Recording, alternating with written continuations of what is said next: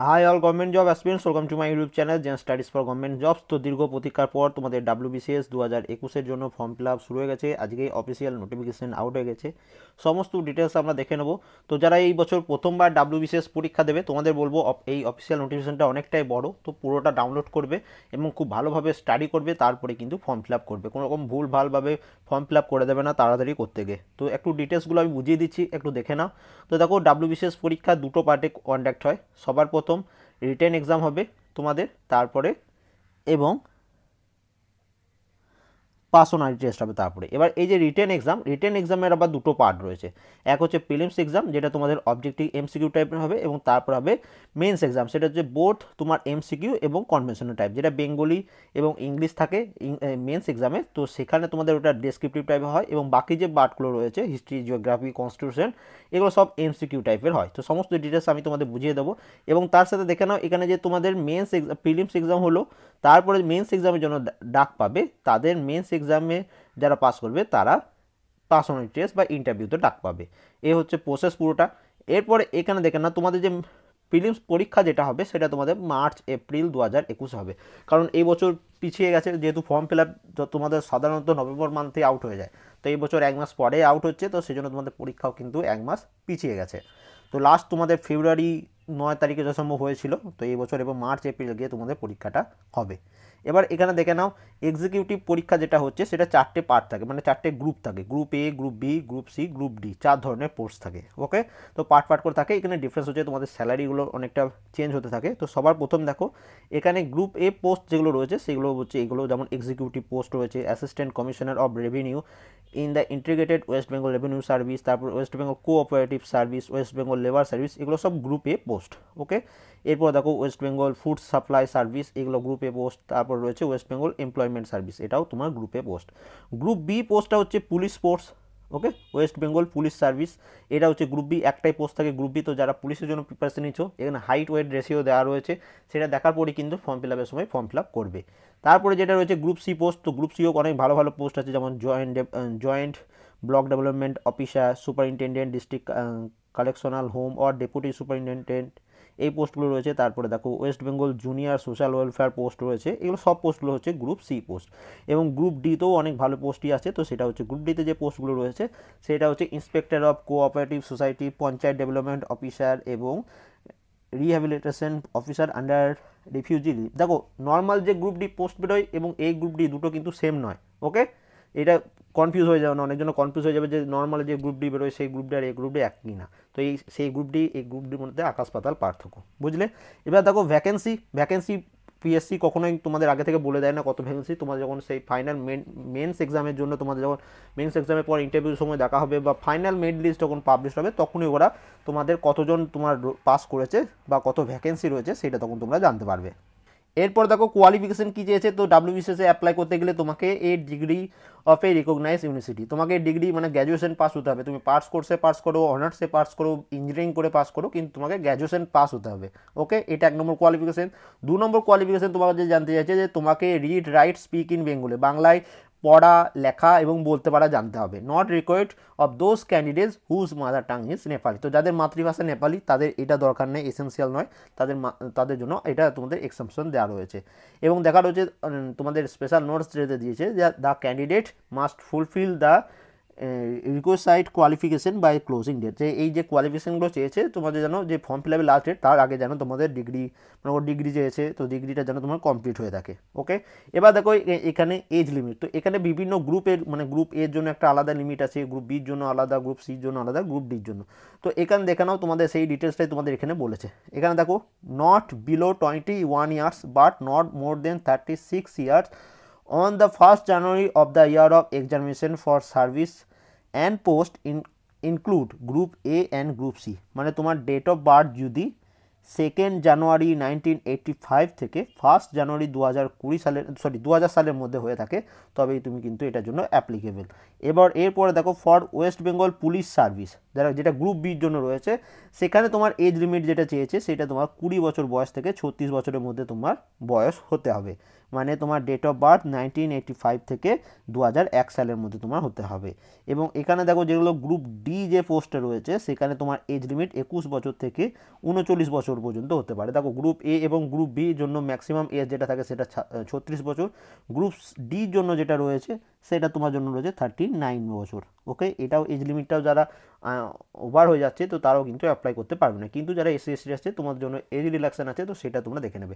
তো form fill up করার আগে প্রত্যেকেই এই পোর্শনটা, এজ লিমিটের এই পোর্শনটা খুব ভালোভাবে পড়বে, তারপরে কিন্তু অ্যাপ্লাই করবে। এবং এখানে বলে দিয়েছে তোমার যে এজটা ক্যালকুলেট হবে তোমার মাধ্যমিকের যে সার্টিফিকেট রয়েছে সেখানে যে তোমার ডেট অফ বার্থ দেওয়া রয়েছে সেইটা অনুযায়ী হবে। ওকে, তুমি আধার কার্ড, ভোটার কার্ড, প্যান কার্ডে যে কী রয়েছে সেটা কেউ দেখবে না, তোমার মাধ্যমিকের সার্টিফিকেট যা আছে সেটা দিয়ে কিন্তু তোমাকে ফর্ম ফিল আপ করতে হবে। তো এই ভুলটা কেউ করো না, অনেক জন্য তোমরা বারবার ভুল করে দাও। এরপর দেখো এখানে এসসি এসটি ওবিসি সবার জন্যই ছাড় রয়েছে, 5 বছর ছাড় রয়েছে এসসি এসটিদের জন্য, ওবিসিদের জন্য রয়েছে 3 বছরের ছাড়, তাছাড়া পিডাব্লিউডি ক্যান্ডিডেটের জন্য ছাড় রয়েছে। ওকে, এবং দেখো যারা পুলিশ মানে গ্রুপ বির জন্য তোমাদের জন্য মিনিমাম হাইট যেটা চেয়েছে 1.65 মিটার তোমার হাইট হতে হবে মেল ক্যান্ডিডেট, এবং male candidate of 1.50 metre for female candidate. যারা ফিমেল রয়েছে তাদের জন্য 1.50 মিটার হাইট লাগবে বা 150 সেন্টিমিটার তোমার হাইট লাগবে, এবং যারা মেল ক্যান্ডিডেট তোমাদের 165 সেন্টিমিটার তোমাদের হাইট লাগবে। ওকে, বুঝতে পারলে তারপরেই কিন্তু তোমরা এটা অ্যাপ্লাই করতে পারবে। নেক্সট তোমাদের চলে আসি, দেখো এখানে দেখো তোমাদের ফর্ম ফিল আপ যখন করবে তোমাকে চয়েস, ফর্ম ফিল আপের সময় চয়েস দেবে যে তুমি কোন পোস্টের জন্য, কেউ গ্রুপ এর জন্য, কেউ গ্রুপ বির জন্য, কেউ গ্রুপ সির জন্য, গ্রুপ ডির জন্য।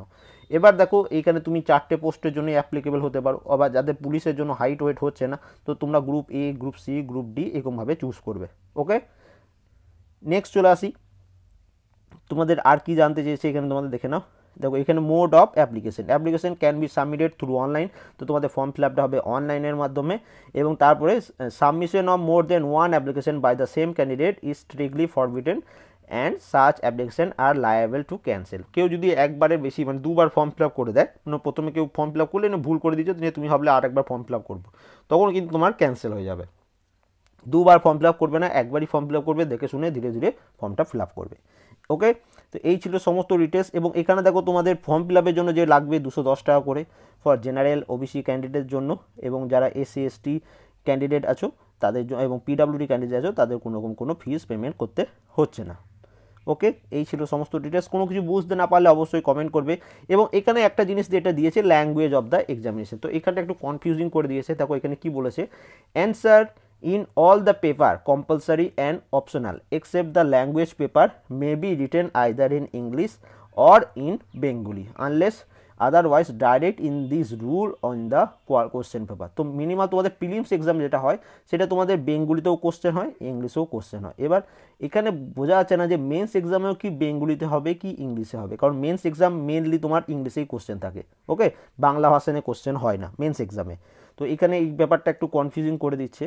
ওকে, এবার তো এটা দেখে নাও। এবার তোমাদের যেটা রয়েছে তোমাদের এক্সাম সেন্টার কোথায় কোথায় পড়বে, কলকাতা, বারুইপুর, ডায়মন্ড হারবার, ব্যারাকপুর, বারাসাত, হাওড়া, এগুলো এই ফর্ম ফিল আপ যখন করবে এই পেজটা খুলে রাখবে, হয়তো তোমাদের ওখানে চুজ করতে বলবে যে তুমি কোথায় তোমার এক্সাম সেন্টার নিতে যাও। ওকে, তো তোমার বাড়ির কাছে যেটা পড়ছে এগুলোর মধ্যে সেটা তুমি 1 নম্বর চয়েস দেবে।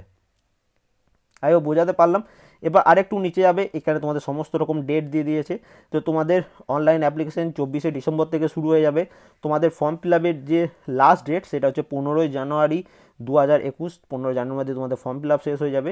এবং এটা তুমি অফলাইনেও চালান জমা দিতে পারো, কিন্তু অফলাইনে প্রচুর ঝামেলা, কেউ যেও না, অনলাইনই করে দেবে। তোমাদের এটিএম কার্ড যেটা থাকে ডেবিট কার্ড সেটার মাধ্যমে তোমাদের পেমেন্ট হবে।